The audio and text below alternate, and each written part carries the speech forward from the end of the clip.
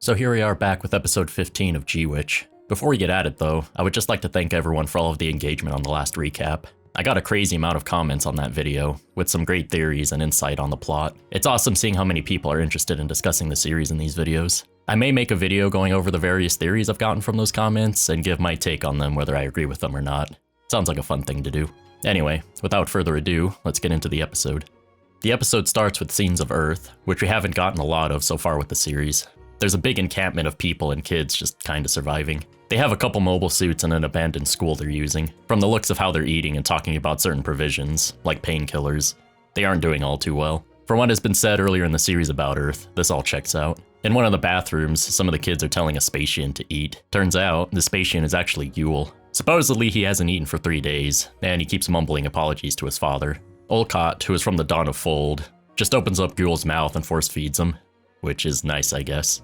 Anyway, they kidnapped him from the attack on the plant and are using him as a bargaining chip, and refuse to just let him die. I'm assuming they're going to ransom him, which really goes along with Earthians and Spatians having it out for each other. After this, we get the opening. Cutting back to their hideout on Earth, the Dawn of Fold are discussing a message they got from Noria. It said Benneret Group has sniffed them out and assumedly know where they are. Looks like they're going to bail on their current location, which seems to be a refugee camp that non-Dawn of Fold people were letting them hide out at. And as thanks, they're going to relocate them somewhere safe also. We then go to Nika getting a beatdown from Noria, with Noria telling Nika that it's her fault that Sophie died, and is now putting other Dawn of Fold members in danger too. Nika rebukes this, saying it isn't right that just because they hate the Spatians doesn't mean they can just kill them with no good reason, and that if they only use violence, no one will listen to the Earthians. This pisses off Noria, repeating "how dare you" over and over while kicking Nika. She eventually gets stopped, but goes on about how many of her comrades are going to be killed because of Benneret Group's security operations, blaming Nika for this. Afterwards, we get a scene with Shadiq talking to Sarius about pulling the strings at the school and how easy it was detaining him and impersonating the guards. Sarius tells him if all he wanted was to inherit Grassley, he had plenty of chances to otherwise. Sarius asks if the presidency was all he wanted, but Shadiq goes into his real goals. He talks about covertly financing the cost of space development through war partitioning, and that he wants to break that system. Sarius responds with the vested interest of war partitioning being untouchable, and that the Earth will be exhausted by proxy wars, with corporations scrambling for a piece of the shrunken pie, with profits dying out also. Shadiq's plan is selling Benneret Group's assets to Earth. He wants to create a deterrence before a war breaks out, so no one will start one with Earth. Essentially, Shadiq wants power, and to more or less level the playing field between Earthians and Spatians. We then cut to Benneret Group's Earth garrison forces, around 11 mobile suits, searching out the Dawn of Fold, and they're authorized to neutralize any resistance. The Dominicus is wondering why they aren't being the ones sent out instead, and we learn that the incident at the school leaked to the outside, so they couldn't keep it under wraps like they did with the plant. It was Benneret Group's board decision, which apparently is weird that the corporation is dealing with it. Miorine then shows up asking Rahan about Quiet Zero. Getting back to Earth, the refugee camp is getting packed up to leave. Jalil asks to be point man for the move, but gets refused since he's a rookie, implying how important them getting out of there is. Jalil asks about Olcott packing, but apparently he doesn't have any personal belongings. We then get a scene of kids leaving their stuffed animals around a grave that's meant for Sophie. Apparently she was like a hero to those kids, which is really sad. Olcott mentioned they didn't have time for this kind of thing, but Naji says they don't want to forget, that they'll be overwhelmed by the fear that they could be the ones to die next. Naji then gets a call that they're about to head out. Olcott says the pilots should stay behind to act as decoys so everyone can escape, and that they'll keep Gule to use for negotiations. As night approaches, they get their mobile suits ready, and at 12 AM, they're boarding all the people they can onto big cargo planes, all the while watching out for Benneret Group security force. Shortly after, a team of 4 gets spotted heading towards them from the sky. Before a fight breaks out, Olcott catches a couple kids with Gule, with one of them furious that instead of his dad returning from the plant attack, they brought Gule back instead. Gule also has it rough, saying if he had died instead, his father would still be alive. Olcott brings him along, despite one of the kids telling him that the Jaturk Heavy Industries is about to go bankrupt. Gule asks Olcott if this is true before cutting back to the security mobile suits closing in. Jalil freaks out and prematurely starts opening fire. Everyone catches on and the combat starts.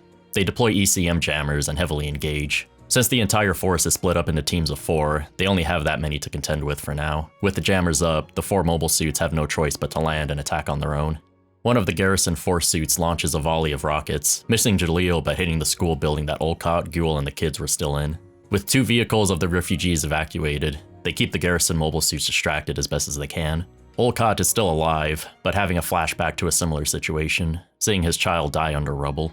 Seto is also alive, but Cynthia may not fare as well. She's been seriously injured, but is still alive, calling out to her father. Ghoul is also implied to be alive, just under some rubble. Olcott says they can't help Cynthia, and that Seto should go evacuate on his own. Also, Olcott has an artificial arm, same as Prospera. The fight outside continues, with them using a factory complex nearby as a battleground. They rigged a bunch of areas with explosives to catch the garrison forces off guard. This proves ineffective as Jalil is shot down. Philip decides to fight them head on, while Machi gets a clean shot on one of them with his vehicle turret. This also doesn't seem to do anything, as the mobile suit destroys the vehicle while Machi bails. Olcott pops up and is able to down one of them with a stab to the chest. The last vehicle of the refugees is about to leave, so it's all on him for the most part. We then cut to Ghoul carrying Cynthia on his back. They're both alive and kicking, with Ghoul desperately trying to find a vehicle. Cynthia asks what Ghoul wants, but his only reply is that he doesn't know what he wants. With the fight dragging on, Philip intercepts a beam shot meant for one of the smaller vehicles, with him telling Olcott to please help the others and make sure they get out alive. The vehicle Philip protected then fires a volley of rockets, destroying a second mobile suit. Now at 2v2 and Bessie is out of ammo, he makes a desperation move, charging in with melee. Ghoul ended up making it to the woods, and Bessie's mobile suit got launched and down near him. Bessie is dead, but the mobile suit can still run. Olcott is still fighting near the factory, and it gets cut to a group talking about Olcott, whose real name is Ridrick Kruger. He is on the suspect list for the plant attack under Olcott, but he was formerly of Dominicus, and always had his own sense of justice. He was attacked by Earthians, with his family, his son seen in the earlier flashback being collateral. After this, he had thrown away his past, saying he doesn't need any of that anymore. We then see Ghoul in Bessie's mobile suit, boosting high up into the air looking for the escape vehicle with Cynthia with him. Olcott continues fighting, taking down the remaining garrison forces. Olcott asks if Bessie's there, but Ghoul responds with it being too late, and that Cynthia is dead. And now I'm really sad and had hoped that Ghoul would save her, and now I'm gonna cry. As the sun rises, the remaining planes take off. Naji asks Olcott what he's going to do, and Olcott says he'll catch up later, that he needs time to think. Ghoul buries Cynthia next to Sophie's grave. He asks what he should do next, with Olcott telling him to figure that out for himself. Ghoul asks how to get to the orbital permit lift, and that he doesn't want to lose any more of the things that bind him to his father. We then cut to the ending credits. After the credits, we return to Miorine and Rahan's conversation about Quiet Zero. Turns out her mother was a botanical engineer, and thought the various survival strategies used by plants could also be applied to humans. Delling was one of the people who supported her dream, and Rahan goes on about Delling's time as a soldier. While war partitioning wasn't the controlling plan he thought it would be, and never managed to achieve order, Notret's dream became a bigger source of hope for peace. We learn about some incident that resulted in the loss of her. Delling wants to fulfill her dream even if he has to use the Gundams he condemned. Rahan tells Miorine that she's her own person, and should follow her own path instead of her father's. And that's it for the episode. Time for a quick recap on the more important plot points and my thoughts. With the attack at the school, the Dawn of Fold on Earth got ratted out. The attack here, despite the Dawn of Fold being portrayed as the bad guys in recent episodes, really gives you sympathy for them. It's classic Gundam fashion to show that all sides are really doing what they can to survive, that they're people just like everyone else, and that they make mistakes or are forced to defend themselves. You know, war is bad. Ghoul also trying to help out Cynthia is really big character development for him. That even if he is a Spatian, he can't just let a little girl die no matter who she is. Nika getting blamed for following her own sense of justice by Noria shows many sides of this conflict. Nika's role as a go-between, Noria's pure hatred for Spatians, Ghoul helping out Earthians, there's many layers to this. We learn about Shadiq's plan of wanting to sell off Benerit Group's assets to Earth. The space corporations have the majority of the power, and Shadiq wants to level that out and get more for himself. Seeing as how Earth is clearly on the losing side here, the shift in power will theoretically help make Earthian life easier, since the discrimination will be deterred a lot more with them being able to stand up for themselves. Or it'll just make the war worse, who knows. This episode is making me root for Earth, and I'm also interested in seeing where the school will stand on this issue.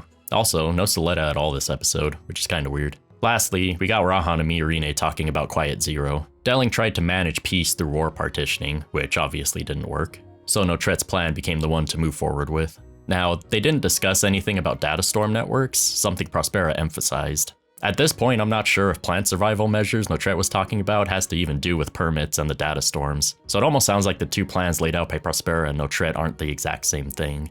I might just be misreading it, so let me know what you think in the comments. Anyway, the big mobile suit fight in the middle of the episode was amazing, and I'm super sad about Cynthia dying. I was hoping Ghoul would make it. Seeing most of the other DOF pilots get killed just doing what they can to help the others escape was a real rough time. While Olcott was the MVP of the mobile suit battle, Guel really did what he could for Cethia. Burying her next to Sophie's grave was a touching move, and I'm really looking forward to Guel's development throughout the rest of the series. Let me know what you thought of the episode in the comments, along with any other theories you may have with what we learned in this episode. I'd love to hear them. Also, let me know if you want to see a video covering some of the more abstract theories I've gotten. If you enjoyed this video, consider subscribing, I would greatly appreciate it. Thank you for watching, and I'll see you in the next one.